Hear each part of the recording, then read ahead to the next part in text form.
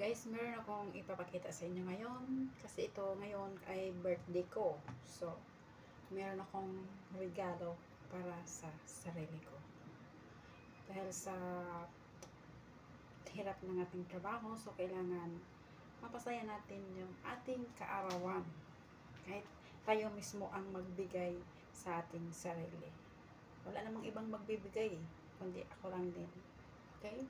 So, sa hard work ko, at unang-una, nagpasalamat ako sa pamangkin ko dahil siya ang gumawa ng lahat. Pwede kong gawin ito dito sa bansang kinaroroonan ko, pero mas gusto ko yung nanggagaling doon sa bansang pinanggalingan ko. So, ito. Gusto nyo makita? So, meron akong bagong laruan. Ito yun.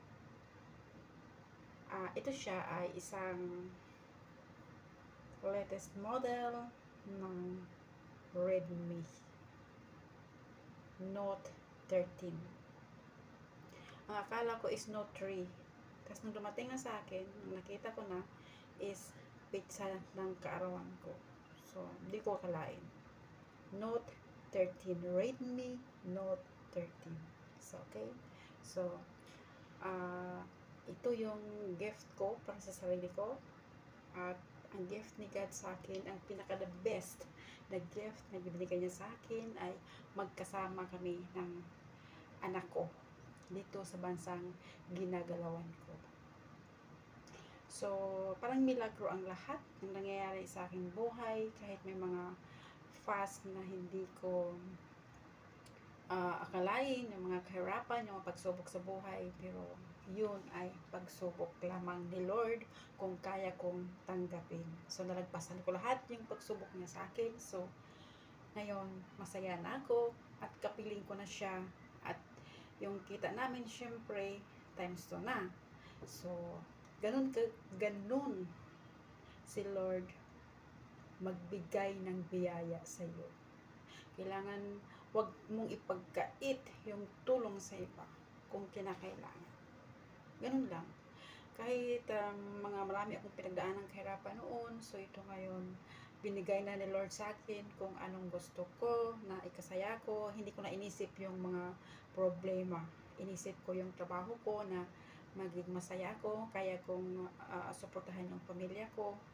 So ngayon, yung isang anak ko na lang ang nag-aaral ng college at syempre mag-ipon-ipon na rin ako ng konti. Syempre patanda na tayo, so kailangan natin magpahinga pagdating ng mga ilang taon na lang. So okay, marami na tayong mga sa ating mga katawan. Hindi tayo forever na kailangan din natin magpapahinga sa pagtatrabaho. So ito yung pinaka the best gift ko para sa sarili ko. Redmi Note 3, the latest model.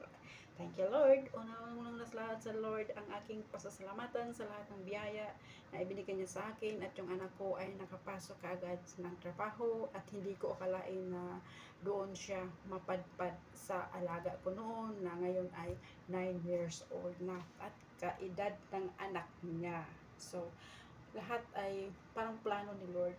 Naawa ako kay kung hindi ko i-mention yung pangalan niya, baka nag-ano siya sa amin. Sa totoo, hindi namin akalain na ganito ang mangyayari. Kasi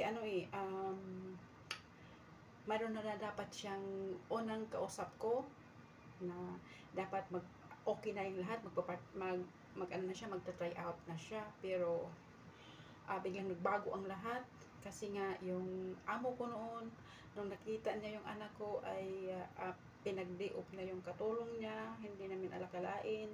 Tapos yun pala, hindi ko alam, basta yun na lang. Itinanong ko yung anak ko, anong gusto mo, yung stay out na 4-5, ganun pa rin ang sweldo, or yung stay in. So pinili niya ang stay in.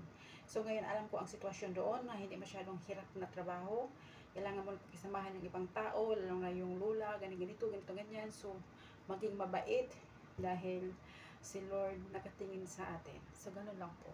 Thank you very much. Una kay Lord. Maraming salamat, Lord, at sa lahat ng sumuporta sa akin, at saka sa lahat-lahat na